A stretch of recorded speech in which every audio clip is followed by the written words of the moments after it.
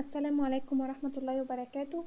معاكم الأستاذة شيماء. النهاردة هناخد درس جديد من دروس الدراسات الاجتماعية للصف الثاني الإعدادي. هناخد مع بعض أول درس من دروس الوحدة الرابعة في التاريخ. هناخد الخلفاء الراشدين، وهناخد كمان في الدرس ده خلافة أبو بكر الصديق. وهنعرف ان الخلفاء الراشدين دول كانوا 4 خلفاء، هم ابو بكر الصديق وعمر بن الخطاب وعثمان بن عفان وعلي بن ابي طالب. وهندرس الخليفة ابو بكر الصديق بالتفصيل. هندرس حياته قبل الاسلام كانت عاملة ازاي. كان معروف اللي هو تاجر اميل وما كانش بيشرب الخمر. وهنعرف حياته بعد الاسلام، اللي هو قدم نفسه وماله واسرته وكل ما يملك في سبيل الاسلام. ورسول جعله إماما للمسلمين في الصلاة. وهنعرف كمان دوره في تهدئة نفوس المسلمين وتقبلهم لوفاة الرسول. هنعرف اللي هو خطب في الناس. وهنعرف كمان بيعة أبو بكر الصديق عشان يكون خليفة تمت على مبايعتين، بيعة خاصة وبيعة عامة. وهنعرف كمان أسباب اختيار أبو بكر الصديق للخلافة، لأنه كان جاهد بنفسه وماله وأولاده من أجل رفعة الإسلام، وشارك الرسول في كل غزواته. هنعرف كل ده بالتفصيل. وهنعرف ايه أهم أعمال الخليفة أبو بكر الصديق. هنعرف اللي هو أرسل الجيش أسامة بن زيد لبلاد الشام وقتال المرتدين وجمع القرآن ونشر الإسلام خارج شبه الجزيرة العربية. هناخد الأعمال بالتفصيل. وهنعرف إن هو توفى عام 13 هجريا، كان عنده 63 عام. تعالوا بينا نبدأ الدرس. هنبدأ بالخلفاء الراشدين. الخلفاء الراشدين أنا عندي 4 خلفاء. الخلفاء الراشدين دول جم بعد الرسول صلى الله عليه وسلم، وهم أبو بكر الصديق وعمر بن الخطاب وعثمان بن عفان وعلي بن أبي طالب.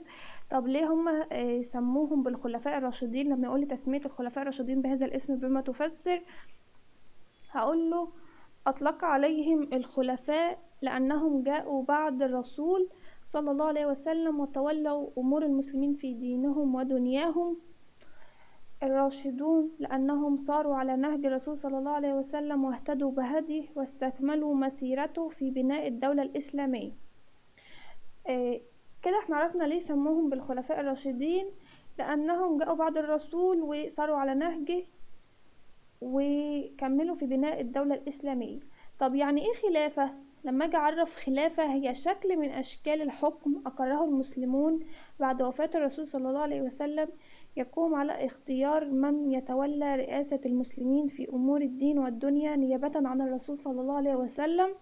يعني هي طريقة من طريقة الحكم. المسلمين عملوا اقروها، يعني اعترفوا بيها بعد وفاة الرسول، عشان ازاي يعرفوا يختاروا الخليفة ليتولى أمور المسلمين ويبقى يتولى رئاسة المسلمين ويتولى شؤونهم في أمور الدين والدنيا. طيب اتبع المسلمين بقى نظام نظام الشورى. ما كانش نظام وراثي، كانوا بيستشيروا بعض ويختاروا الأفضل في اختيار الخلفاء الراشدين. ده ركز على اختيار لما يجي أكمل اتبع المسلمون نظام نقط في اختيار الخلفاء الراشدين هتبقى نظام الشورى. خلاص كده. هناخد بعد كده خلافة أبو بكر الصديق. هنعرف حياته قبل الإسلام كانت عاملة ازاي. هنا بقى بيحكي عن حياة أبو بكر الصديق، اللي هو عمل بالتجارة وكان تاجرا أمينا ذا مال وفير. يعني هو كان تاجر أمين، عرف بالصدق والإحسان والإنفاق على الفقراء والتواضع والبساطة ولين القلب. كل دي صفات أبو بكر الصديق. كان محبوبا من الناس، مترفعا من عادات الجاهلية، فلم يشرب الخمر أبدا. ده كان قبل الإسلام. قبل الإسلام ما كانش بيشرب الخمر خالص. لذلك ارتبط بالرسول صلى الله عليه وسلم وأصبح من أهل الرأي والمشورة في قريش. يعني كان ليه كلمة، وكانت الناس بتستشيره في قريش. ده كان قبل الإسلام. إسلامه بقى دعا الرسول صلى الله عليه وسلم إلى الإسلام. لما دعاه الرسول صلى الله عليه وسلم للإسلام لم يتردد، فكان أبو بكر الصديق أول من أسلم من الرجال. يعني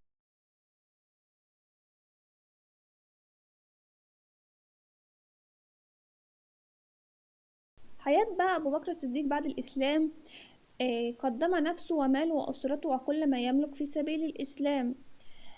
يعني ما بخلش على الإسلام بأي حاجة، يعني كان ماله وأسرته وكل ما يملك وهبهم في سبيل الإسلام. خرج داعيا ومجاهدا حتى أسلم على يده الكثير من صحابة الرسول صلى الله عليه وسلم. يعني كان كمان بيدعو للناس الدخول في الإسلام.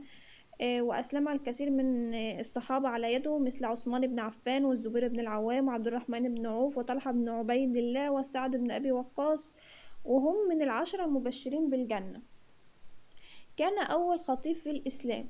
لما يقول لي إيه بما تفسر كان أبو بكر أول خطيب في الإسلام، ذلك لأنه قام ليخطب في الناس عند البيت الحرام بعد أن أذن الله للرسول صلى الله عليه وسلم بأن يجهر بالدعوة، متحملا بذلك أذى المشركين. يعني ما خافش من قريش، وخطب في الناس عند البيت الحرام ليدخلوا في الإسلام. أنفق معظم أمواله على فقراء المسلمين وتحرير العبيد. كان كمان أموال بتاعته كان بيحارب بيها العبيد وبيساعد الناس المحتاجة الفقراء. ساند الرسول صلى الله عليه وسلم بنفسه وماله فصاحبه أثناء الهجرة. شارك الرسول صلى الله عليه وسلم في كل غزواته، لذلك أحب الرسول صلى الله عليه وسلم وجعله إماما للمسلمين في الصلاة أثناء مرضه، وتوفى الرسول وهو راضي عنه. الرسول لما جعله إماما للمسلمين أثناء مرضه، يعني الرسول يعتبر اختاره بس ما فرضش أبو بكر على المسلمين، وخلى هما اللي يختاروا. عشان كده احنا النظام عندهم كان نظام شورى، يعني الرسول ما فرضش أي صحابي على اللي هو يكون خليفة للمسلمين، هو جعله إماما للمسلمين في الصلاة أثناء مرضه. هنعرف كمان ان ابو بكر الصديق كان ليه دور مهم في تهدئة نفوس المسلمين وتقبلهم لوفاة الرسول. الناس طبعا كانت زعلانة ومش متقبلة للرسول مات توفى. حتى لم يتحمل الصحابة خبر موت الرسول صلى الله عليه وسلم، حيث قال عمر بن الخطاب: من قال أن محمدا قد مات ضربت عنقه، يعني قتلته. عمر بن الخطاب ما قدرش يتحمل ان الرسول مات. أبو بكر الصديق بقى ثبت وصبر وخطب في الناس قائلا: من كان يعبد محمد صلى الله عليه وسلم فإن محمدا صلى الله عليه وسلم قد مات، ومن كان يعبد الله فإن الله حي لا يموت. يعني اللي بيعبد سيدنا محمد صلى الله عليه وسلم اللي هو مات، لكن الله لا يموت. هناخد بعد كده خلافة أبو بكر الصديق. لما الأنصار عرفوا بوفاة الرسول صلى الله عليه وسلم اجتمعوا في سقيفة بني ساعدة لاختيار خليفة للمسلمين. طبعا احنا عارفين في الوقت ده كان عندي أنصار ومهاجرين. المهاجرين هم اللي هاجروا من مكة للمدينة، والأنصار هم اللي نصروا الرسول. فالأنصار لما عرفوا بوفاة الرسول اجتمعوا عشان يختاروا خليفة للمسلمين. اجتمعوا فين؟ أكمل في سقيفة بني ساعدة. المهاجرين لحق بهم بعض المهاجرين، يعني كمان بعض المهاجرين لحق بالأنصار، واتفقوا في جو من المودة على أن تكون الخلافة في المهاجرين. طيب أبو بكر بقى عايز يبقى الناس كلها تبايعه، فتمت مبايعة أبو بكر الصديق على مبايعتين.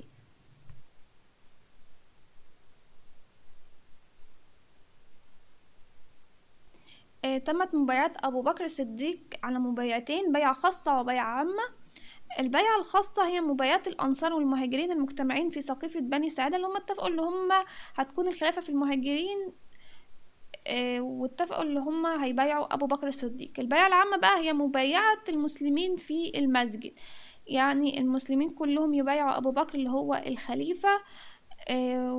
وأبو بكر صعد المنبر وخطب في المسلمين، موضحا بقى الأسس اللي هيمشي عليها في الإسلام، اللي هيمشي عليها يعني الحكم والدولة الإسلامية. طب أنا دلوقتي عايز أعرف ليه الناس اختارت أبو بكر الصديق للخلافة؟ إيه أسباب اختيار أبو بكر للخلافة؟ كان أول من أسلم من الرجال، اختاره الرسول صلى الله عليه وسلم لصاحبه في الهجرة، جاهد بنفسه وماله وأولاده من أجل رفعة الإسلام. احنا عارفين أولاده، آم، ابنه عبد الله بن أبي بكر اللي هو لما الرسول أمره اللي هو يتبع المشركين ايام علشان يعرفوا هما بيتحركوا ازاي ويجي ينقل لهم الاخبار. وعندنا اسماء بنت ابي بكر كانت بتحضر لهم الطعام هما في الغار. شارك الرسول في كل غزواته. جعله الرسول صلى الله عليه وسلم إماما للمسلمين في الصلاة أثناء مرضه. كان أكبر الصحابة سنا عندما توفى الرسول صلى الله عليه وسلم. كل دي أسباب اختيار لأبو بكر يكون خليفة للمسلمين. أهم أعمال الخليفة أبو بكر الصديق إرسال جيش أسامة بن زيد لبلاد الشام. رقم 2 قتال المرتدين اللي هم ارتدوا عن الإسلام بعد وفاة الرسول. جمع القرآن الكريم. نشر الإسلام خارج شبه الجزيرة العربية. هنعرف كل ده بالتفصيل. أبو بكر الصديق أرسل جيش أسامة بن زيد لبلاد الشام. ده أول عمل قام به أبو بكر بعد توليه الخلافة. طب هو أرسله ليه؟ إيه السبب؟ لقتال الروم. بس بعض الصحابة نصحوا الخليفة أبو بكر الصديق بعدم إرسال جيش أسامة. طب بما تفسر ليه؟ السبب لحاجة الدولة إليه في مواجهة خطر المرتدين. المرتدين كانوا بيمثلوا خطر على الدولة الإسلامية وقتها، ولكن أبو بكر أصر على إرساله تنفيذا لأمر الرسول صلى الله عليه وسلم. كمان أبو بكر الصديق خرج بنفسه ودع الجيش حيث صار معهم ماشيا، أسامة قائد الجيش راكبا. تحرك الجيش نحو بلاد الشام ثم عاد بعد 40 يوم سالما غانما لينضم إلى جيوش المسلمين في قتال المرتدين. برضو ركز على 40 يوم. يبقى جيش أسامة بن زيد خرج نحو الشام وعاد بعد 40 يوم سالما غانما وانضم لقتال المرتدين مع جيوش المسلمين. بعد كده هناخد قتال المرتدين. للدولة الإسلامية بعد وفاة الرسول صلى الله عليه وسلم تعرضت لخطر عظيم وهو المرتدين. المرتدين دول كانت ايه صفاتهم؟ ارتد بعض القبائل عن الإسلام، يعني رجعوا بعد ما كانوا مسلمين قالوا خلاص احنا مش مسلمين بعد الرسول ما توفى. امتنعت بعض القبائل عن دفع الزكاة، مش راضيين يدفعوا الزكاة. ادى ادعى البعض النبوة وقالك بقى انا النبي، مثل مسيلمة الكذاب. يبقى من تنسب ادعى النبوة بعد وفاة الرسول صلى الله عليه وسلم هو مسيلمة الكذاب. موقف أبو بكر الصديق من المرتدين: اتخذ أبو بكر موقفا حازما منهم فأرسل عدة جيوش بقيادة صحابة الرسول صلى الله عليه وسلم لقتالهم. أبو بكر طبعا أرسل الجيوش لقتالهم. أبو بكر الصديق بقى أوصى الجيوش بمراعاة آداب الحرب في الإسلام، وهي النصح والتحذير قبل القتال، اللي هم ينصحوهم يحذروهم قبل القتال. ده ثالث مرحلة، ما رجعوش عن النصح والتحذير بقى يقتلوه. عدم مهاجمة القبائل ليلا، ما يهاجموش ليلا. منع لترويع النساء والأطفال والشيوخ، عدم قتل الأطفال والشيوخ والنساء. معاملات الأسرى معاملة حسنة، الأسرى اللي هياخدوهم يعملوهم كويس. نجحت هذه الجيوش في مهمتها وعادت القبائل المرتدة إلى الإسلام واستقر أمر الدولة الإسلامية. يعني الجيش انتصر والدولة الإسلامية أمورها استقرت. دي كانت أهم صفات آداب الحرب في الإسلام، ودي صفات المسلمين. وإحنا بنعامل الأسرى معاملة حسنة ومنقتلوش الأطفال ولا الشيوخ ولا النساء، عكس الإرهابيين والدواعش بيعملوه دلوقتي. ثالث أعمال أبو بكر الصديق هو جمع القرآن. طب أبو بكر الصديق ليه كان عايز يجمع القرآن؟ أشار عليه عمر بن الخطاب على الخليفة أبو بكر الصديق بجمع القرآن لاستشهاد الكثير من حفظة القرآن أثناء حرب المرتدين. فخاف لما الناس بقى استشهدت كثير من حفظة القرآن القرآن يعني يندثر يعني، فأشار عليه بجمع القرآن في مصحف. فأمر أبو بكر الصديق الصحابة، وهو زيد ابن ثابت أحد كتاب الوحي بجمع القرآن ممن يحفظه، وتم وضعه في مصحف واحد. يبقى أبو بكر أمر زيد بن ثابت بجمع القرآن في مصحف واحد.